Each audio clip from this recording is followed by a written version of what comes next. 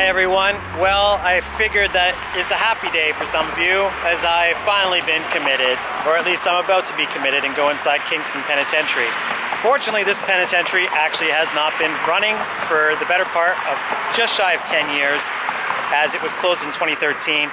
This is Canada's most notorious, first ever prison, and really iconic across the country, if not the world, for being rather notorious for various incidents, including a riot of 1971. The prison itself was opened in 1835, many years ago, and now it is available for tours of 3 different levels: an express tour, a standard tour, and then let's call it the full tour, executive tour, where you get a very substantial look.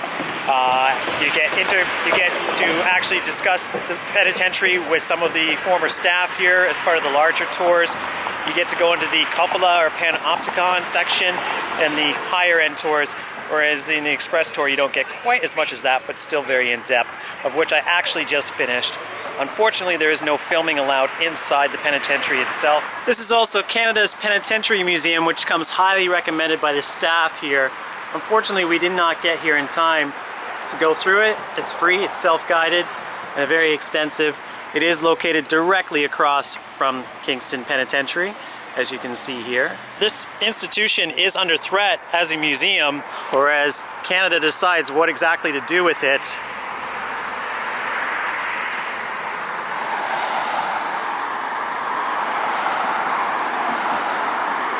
Located behind the Penitentiary Museum is the Women's Penitentiary. This building, shuttered in the year 2000, was sold to the University of Queens, and now, unfortunately, is earmarked for demolition and reconstruction into a hotel and residences. I guess I get somewhat of what they're doing here because, you know, as much as it is a classic building, or neoclassic, there's not much to it, is there? It doesn't really, it's a bit of an eyesore. So we're not actually in the town proper, obviously, but we're gonna make our way over there now. We're not too far. There's a couple of sculptures and stuff along the beach. There's a cool sculpture up here I'm gonna go check out first, and then we'll go downtown.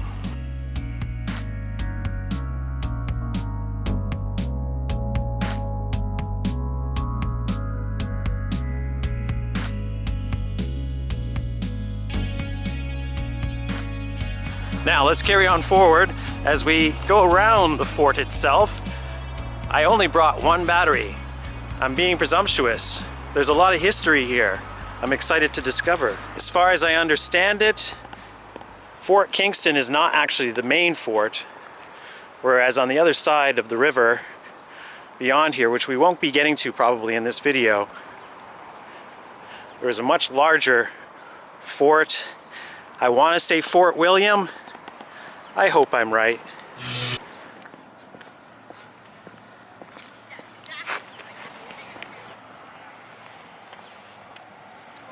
So this is actually a museum now, and the tower is called Murney Tower. It doesn't actually date that old. So this is definitely not a tower, I think, originating from the start of the history of Kingston. I'm sure this is maybe the second tower or fortification that was built, or maybe one of many that were built around here. It definitely looks more modern, so I'm gonna say that much.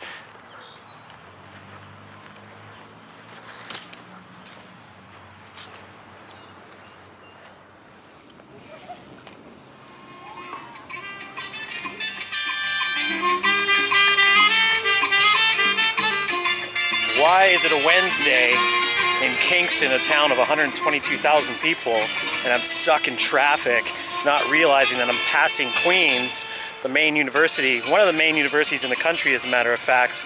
Evidence of what I'm talking about. It's the first day of summer. It's grad season is what I'm getting at. That is definitely happening right now.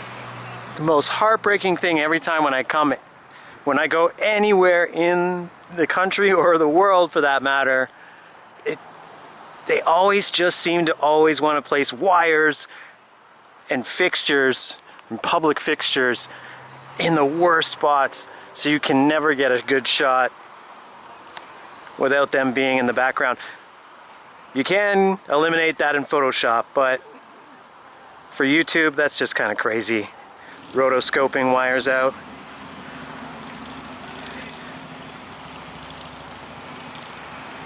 Of course, can't miss the fact that these are quite old houses, and some of the oldest among the country.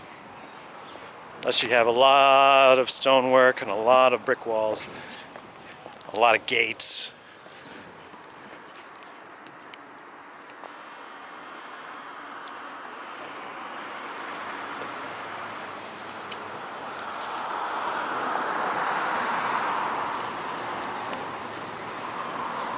You can see what I mean about the wires.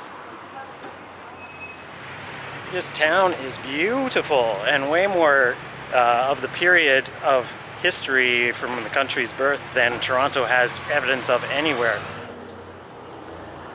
This fantastic building is St. George's Cathedral, an Anglican church built in that classic neoclassic style popular among the British and their public works. There is more churches. I'm not going to highlight every church and every great looking house and every classic government building that's here because there's just too many to point out. They thankfully have preserved much of the history of Kingston. Again, unlike my hometown, unfortunately. However, I would love to come back and do a more in-depth tour of the entire town and discover more.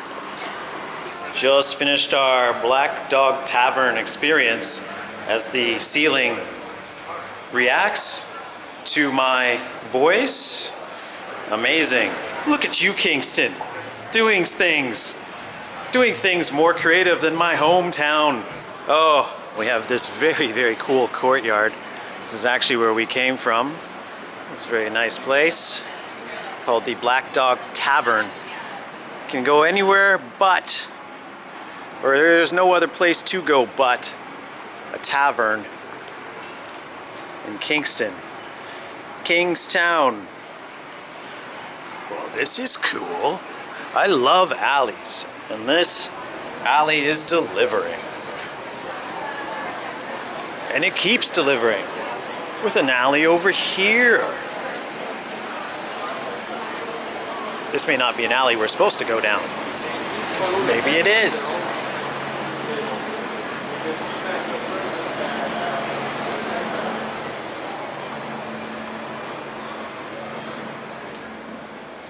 Pardon my French, but this is cool ass. And in fact, this town used to be French. Yes, I've read my Wikipedia entry, ladies and gentlemen. He's not that close, but I like the fact that he's there. Nobody's disturbed him. It's a peaceful town, Kingston. It's a retiree town, without question. There's 3 major hospitals here, which makes sense for that. Yeah. What about tuxedo?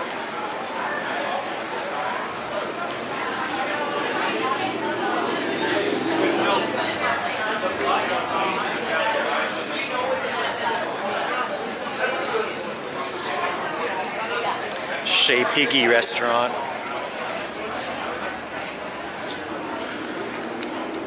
Many Buddhas.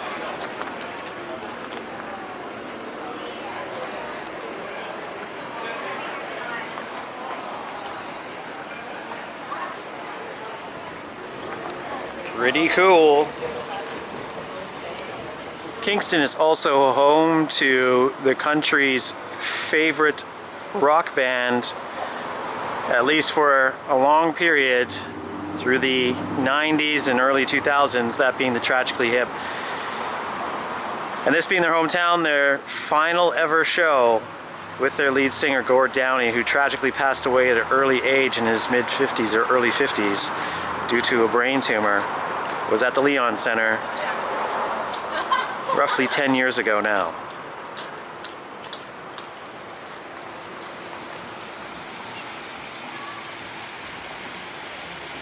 The other side of City Hall before us, the Town Hall, fairly stately building and really the birthplace of Confederation from what I understand.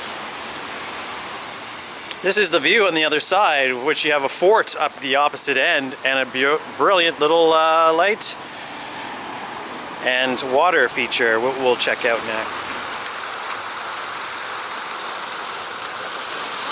course, Kingston was also a very important rail hub for the country beyond its brief period as a capital, of which there's a miniature railway museum here, similar to the one that we actually visited in Brockville earlier. And Lax, unlike other major Canadian cities, is a major railway station. Since those were constructed in the early part of the 1900s, you don't have a city like Kingston with only 122,000 now, and obviously less then. It did not make sense to have a major train station. Thus you get one of these more town-centered or town-sized rail stations, which I'm not sure if this is the actual central station, but at the same time it is much smaller, and there doesn't seem to be a building in Kingston of the stature of, say, a Union Station or Gare Centrale in Montreal. You do have a locomotive, however, steam powered, that is brilliantly here, free of charge, to check out. A Canadian Pacific juggernaut.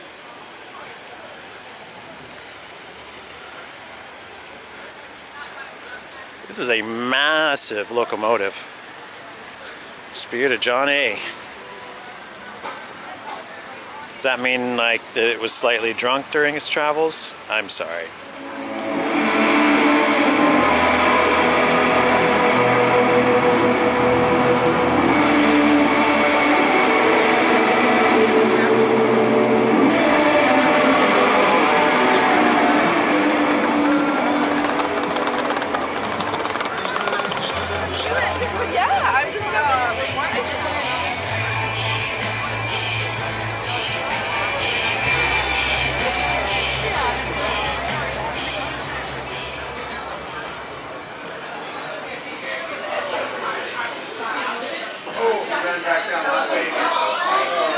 I made the decision to come to this Kingston Brewing Company on a whim because I work in a brewery and I'm like, yeah, I like to check out breweries.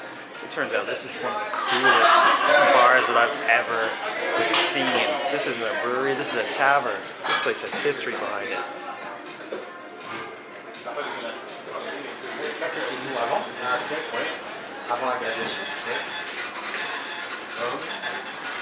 I'm really only getting started with Kingston, despite, yes, kind of covering most of the major classic areas of the city. There is also the main drag as well down in the downtown core, of which like there's more modern buildings because there's no real skyscrapers in the downtown core, thankfully enough, because it wouldn't really have the same character and feel of what it was back in the day if it didn't have that. Except, of course, you do have the occasional condo on the water, of course.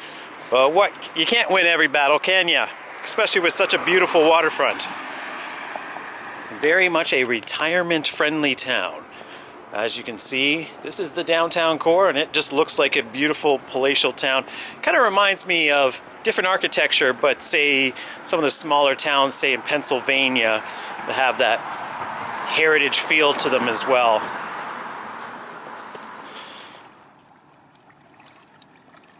Thank you for watching. Thank you for dropping in.